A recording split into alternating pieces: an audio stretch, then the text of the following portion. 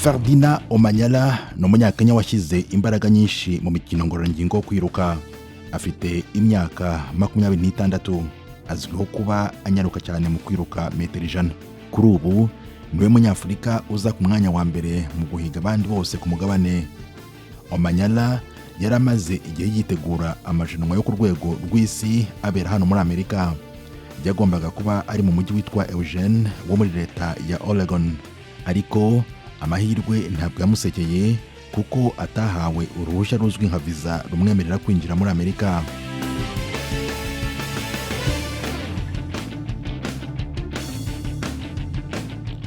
We ubwe niwe watangaje ko atazitabira aya marushanwa, aho yumvikanye avuga ko byatewe n'uko yatinze kubona uruhushya rumwemerera kwinjira muri Amerika. Nyuma yaho abonye visa, yabwiye ibiro ntaramakuru by'Abafaransa AFP ko ibonetse igihe cyarenze. Aya marushanwa yatangiye kuwa 5 w'icyumweru gishize yarayabonye visa umunsi umwe mbere yaho. Yagize ati, ubu nguze itike y'indege nijoro kandi amarushanwa azatangira ejo, ntabwo rwose byakunda, ntibishoboka, ntacyo nabikoraho. Nategereje igihe kirekire kandi njye sinkunda ibintu byo gutegereza. Amakuru yari yagaragaye imbere yaho nuko hari abandi bakinnyi baturuka mu bindi bihugu nabo bahuye n'ikibazo nk'iki cyo kubona visa, ariko kugeza ubu nta mpamvu yigeze itangazwa yatumye iki kibazo gikumira abakinnyi kubona amaviza ngo babashe kuza kurushanwa. Abategura aya marushanwa ariko ku rundi ruhande bo bumvikanye bavuga ko bakoze ibishoboka byose ngo abakinnyi bakeneye amaviza bayabone ku gihe kandi ko abenshi bayabonye. Gusa bakomeza kumvikanisha ko barimo gukurikirana ikibazo cy'abatarabonye amaviza.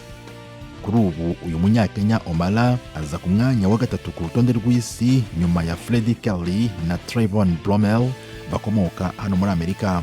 Aba bombi bakoresha amasegonda 9.85 iyo biruka metero 100. Mu kwezi kwa 9 k'umwaka ushize, Omanyala yanditse amateka ubwo yirukaga metero 100 agakoresha amasegonda 9.77. Ubwo yari inyuma y'Abanyamerika 4 n'abandi 3 bakomoka muri Jamaica.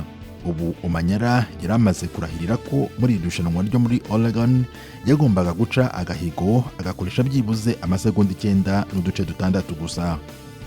Nubwo Omanyala asa nk'uwaciwe intege nyuma yo kutitabira aya marushanwa, avuga ko yamaze kubyakira. Yumvikanishije ko ubu yatangiye kwitegura amarushanwa ya Commonwealth azabera i Birmingham mu Bwongereza.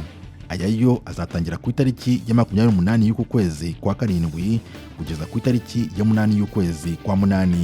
Yavuze ko agiye kwicara ubu akareba ibibera muri Oregon kandi ko bimunezeza, yongeraho ko azakora ibishoboka byose akanitwara neza mu yandi ateganyijwe muri 2023 azabera i Budapest muri Hongiriya. Omanyala afatanije n'umutoza we Duncan Oyemba bakora uko bashoboye kose ngo Kenya ikomeze kuba ku isonga mu karere ka Afurika y'Iburasirazuba muri uyu mukino ngororangingo wo kwiruka. Umwaka ushize mu marushanwa Olympique yabereye i Tokyo mu Buyapani, Omanyala niwe Munyakenya wa mbere wageze muri kimwe cya kabiri.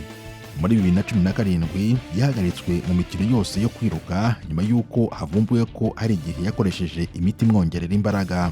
Ubu avuga ko yizeye ko yafunguye inzira ku bandi benshi b'urubyiruko bo ku mugabane wa Afurika, ariko cyane cyane ku rubyiruko rwo muri Kenya, aho agira ati, numva kimwe mu bintu nkora hari umurage ngomba kuzasiga. Tim Harris Yimwe, Ijwi ry'Amerika.